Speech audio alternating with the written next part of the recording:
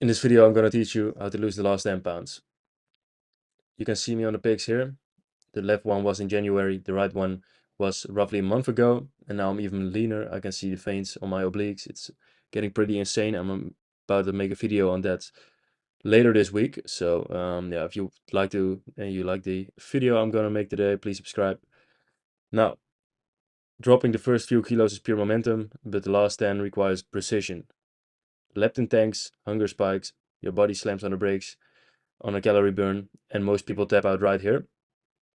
Well, I've run this one a few times and for clients too. So the pattern is always the same, and so is the solution. And today you will get the exact 10-step playbook I use to finish a cut without losing muscle, sanity, or momentum. Grab a drink and open your notes, and let's log this in. The first one is a tip for your mentality. What you want to do is write a single sentence in your present tense, something along the lines of, I look and feel incredible at 180 pounds, lean, clear-headed, and athletic. You gotta read this one every morning and night, so you think and you will act like you actually are this. The phrasing erases the gap between wanting and having it. Your behaviors will line up automatically when you believe that you already are like this. So this works because the brain hates cognitive dissonance. If the written identity says 180 pounds and your skill says 190, your habits move closer to the gap. So no extra motivation hacks are needed. When you already believe that you are, you will act like it. The second tip is to focus on your goal weight and set the calories for the finish line already. So aim for 12 to 13 calories per pound of goal weight and never under 12. If you go under 12, it will be bad for your hormones and you will crash your testosterone. That's not what you want. So start at 13 calories per pound of goal weight and move all the way down.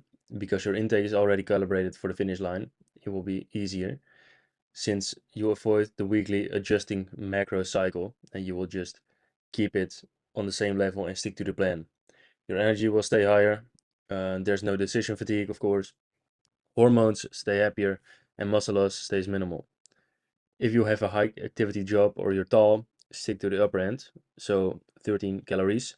And office workers can hug to the lower end, so 12 calories. That's the entire calculation. Then it's done. I believe the most important tip for getting to very lean weight is running a fixed menu. Variety is king in bulks, but in a deeper cut, it's the enemy. Same breakfast, same dinner, and the same dessert every single day is very, very important. This makes it very easy for you, no decision fatigue, and it's non-negotiable what you're gonna eat, which makes the plan easier to stick to. Balanced carbs and fats prevent the micronutrient dips that spark cravings.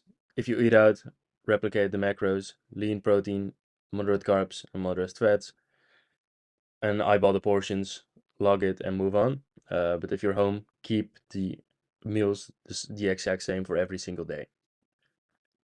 Now, number 4, this one is non-negotiable. It's to weigh yourself every single day.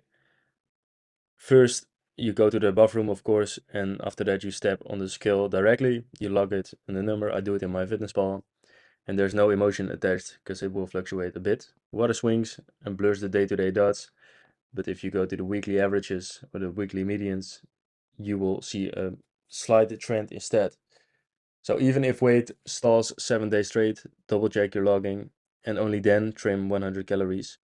But 9 times out of 10, the stall is sodium or stress bloat and correct itself within like 2 days. So daily data keeps you honest and kills your homework. The next one is to protect momentum relentlessly. It's like a wheel. It's from the start pretty okay. It's doable. Since you're motivated, it will be easy. But yeah, if you go on and you decide to cheat on your diet with a burger, a pizza, some chips, whatever, it gets bad basically. The momentum is a flywheel. It's slow to start, but effortless once it's spinning. Break it, and you need 3 times the push to get it going again. Treat discipline as a non-negotiable until the cut is complete. The payoff is weeks after and you skip the depressing day one again cycle.